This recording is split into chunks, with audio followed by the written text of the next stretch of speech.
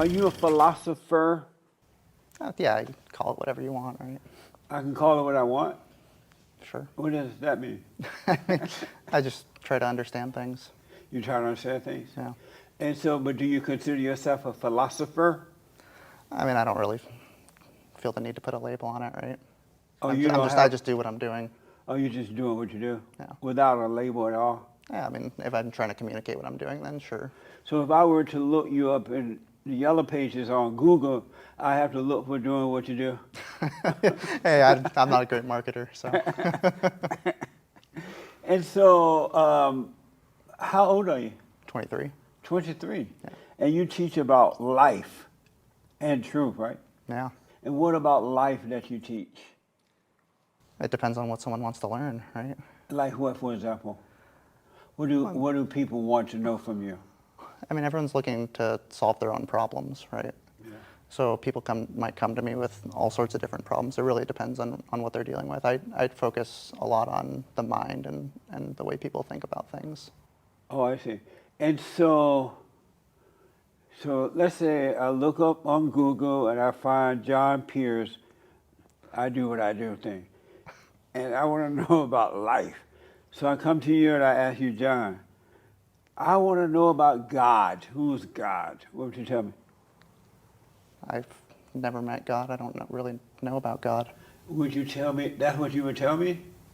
Yeah, I mean, I would just speak honestly, right? And so are you charging me to tell me that? Well, if someone wants to talk about God and I don't know about God, I'm not going to teach that person anything, right? What type of things do they ask you about? Give me an example. Mostly about finding a sense of peace, right? Like people want to be happy. Yeah. So you talk to them about finding peace. Yeah. Oh, okay. And you talk to them about truth. Sure. And what is truth? I mean, truth is it's what's true, right? It's what is. What do you mean by that? Well, there's no such thing as untruth, right? If it were untrue, it wouldn't exist. So no such thing as untrue. But what is truth? That which is. And that which is what? Which exists. Oh, okay. Give me an example. What do you mean by that? Well, so if you're, for example, if you're trying to solve a problem, when you find the perfect solution that works every time, that's the truth. That's the way it actually works. That's the way it actually is.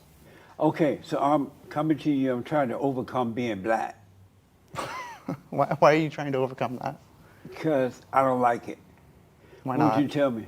Why don't you like it? It's not pretty. It's not pretty? It's beautiful, but not pretty. And what would you tell me?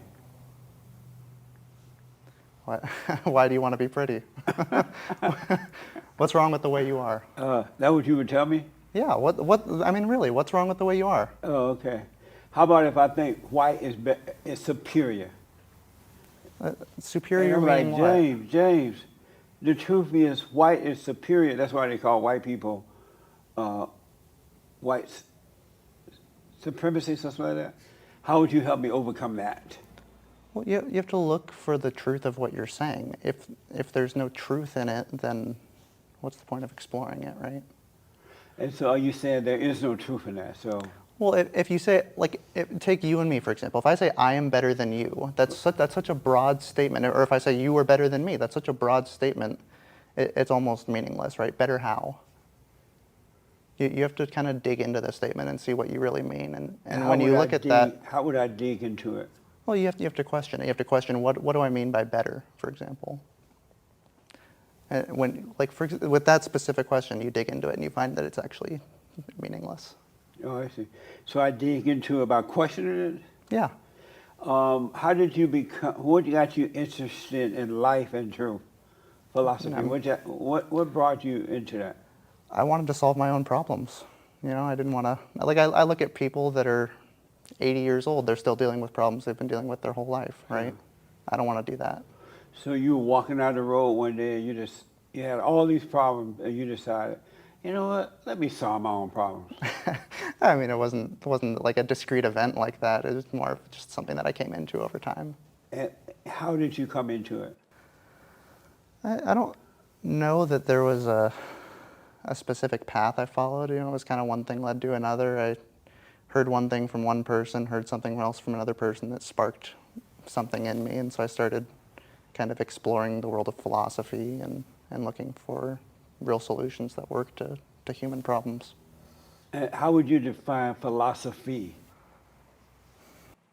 Fair question, but I, I don't actually have a definition for it. You don't? No. Do you know what it is? Philosophy? I mean, to the extent that I do it, sure. I And- just question things, right? So philosophy means to question everything? I guess you could define it as the search for truth, right? And do you question everything?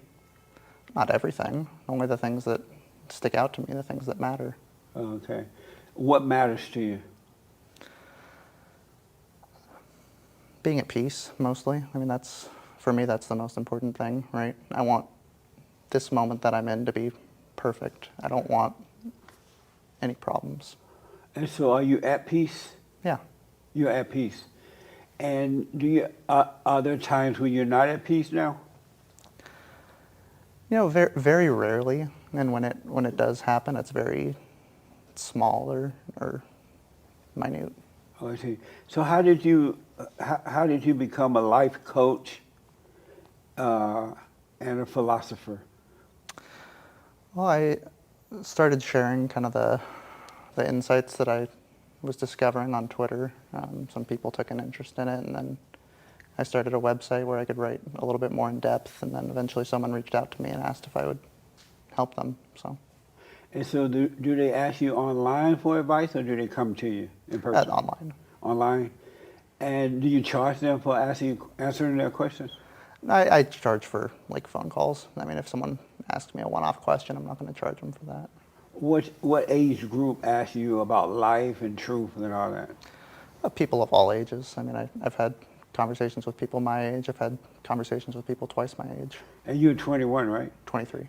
23? 23.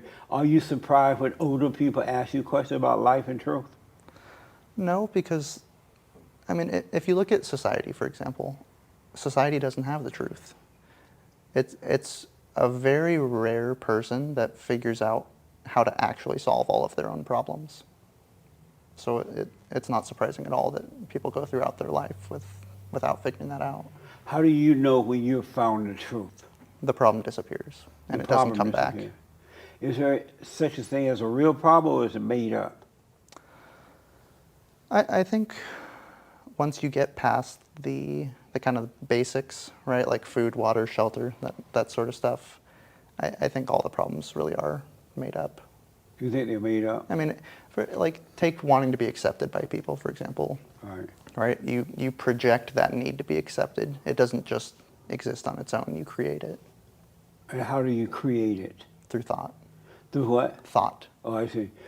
And so, what type of things have you overcome as a result of searching for the truth?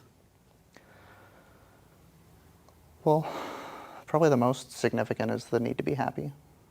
The need to be happy? Yeah. How about other things? Like what?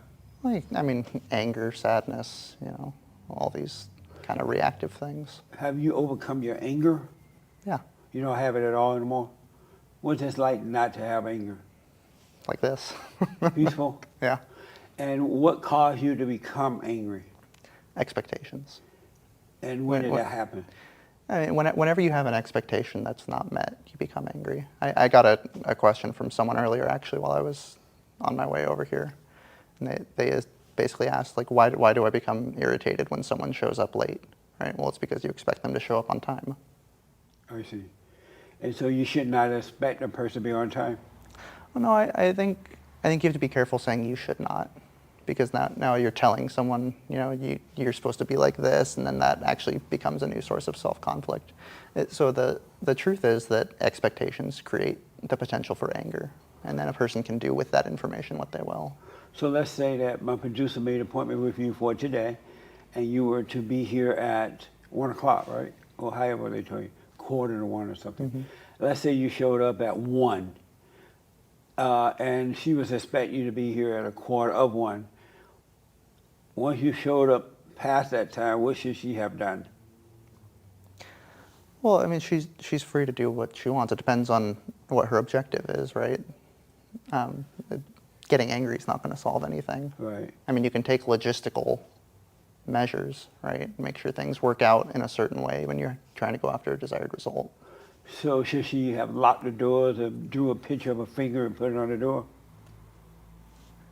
I mean, if that's what she wants to do, she's welcome to do it.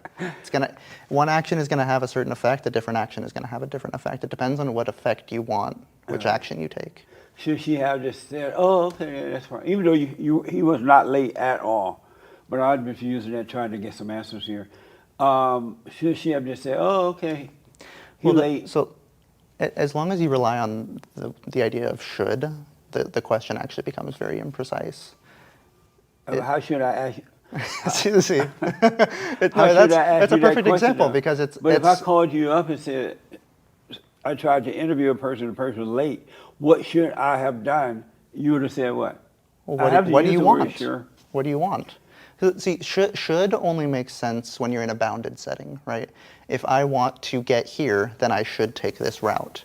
But if I don't want to get here, then if I tell someone, like, you should take this route, that makes no sense, right? It depends on where you want to go.